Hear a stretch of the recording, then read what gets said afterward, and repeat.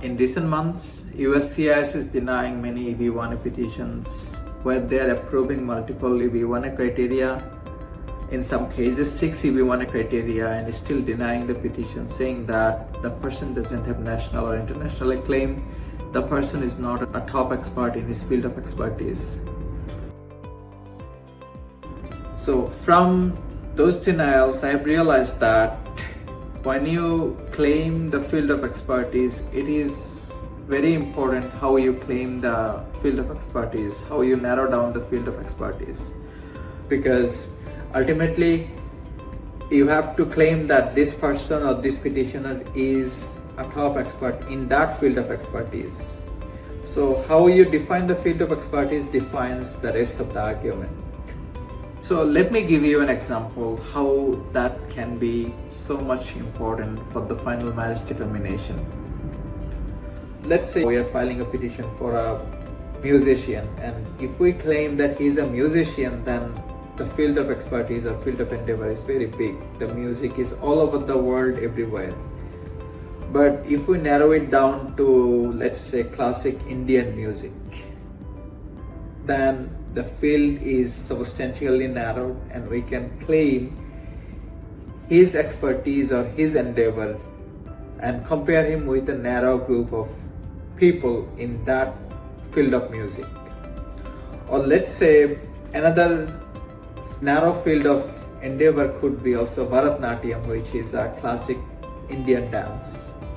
When you claim that this person or petitioner is a classic dancer, you are still in a big group of people, class of people. But when you claim that this person is an expert in Bharatnatyam, which is a very narrow field of endeavor, and when you claim that this person is a dancer, generally this is a very big group of people. So if you can narrow it down, dancer to classic dancer, which narrows it down to classic dancers. When you narrow it down to Bharatnatyam, you narrow it down to a small group of people. So now when the field of endeavor is Bharatnatyam, you have a very small class of people in that group, and you can claim that that person is an expert, leading expert, or one of the leading experts in that small field of endeavor. So from the perspective of other field of endeavors, let's say I also argued for one of my clients. He was an expert in environmental science, and environmental science is a very big field where you have thousands of experts in that field. So that client was working actually with the data science. So I argued that he is not just an expert in environmental science, he is also an expert in data science who can harness the power of data science into the environmental field, who can use the machine learning, who can use the AI or innovate in machine learning AI for the field of environmental science. So the officer first denied the petition. Officer approved more than 3 EB-1A criteria, but denied the petition, and we submitted a motion to reopen, reconsider, and it was ultimately approved. And we argued in our motion to reopen, reconsider that he is not just an expert in data science or in environmental science. He is an expert who can harness, who can interplay between the data science and environmental science, and that kind of expertise is very rare. So we have narrowed down the field of expertise to data science and environmental science, and we were able to demonstrate that this kind of expertise is not readily available in the market, or only a small group of people can do that. Not just we claim the client had the background in data science, he had some certifications in data science in addition to his domain expertise in environmental science. And you can also do the same thing for even the person doesn't have the certification, but he is actually working in that field. Let's say I also did the same thing.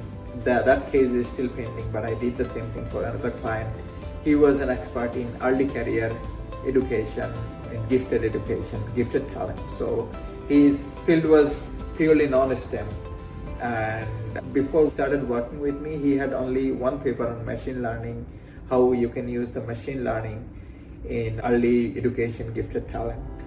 So I suggested him to get more papers, more projects, or apply machine learning in that field in future projects. He did that, and we narrowed it down that that expert is not just an expert in early childhood gifted talent. He is the one who can implement machine learning AI in predicting early career gifted talent and utilize those talents properly for future growth. And we argued with some data from the market how rare this kind of expertise is in the market. So this is what you can do. You can narrow it down. You can connect different fields together and narrow it down to a smaller group that will give you a stronghold to argue that he is one of the top experts in his field. This kind of expertise is very rare in that kind of field. My name is Hasan. I help people to get their green cards, so settle their immigration issues.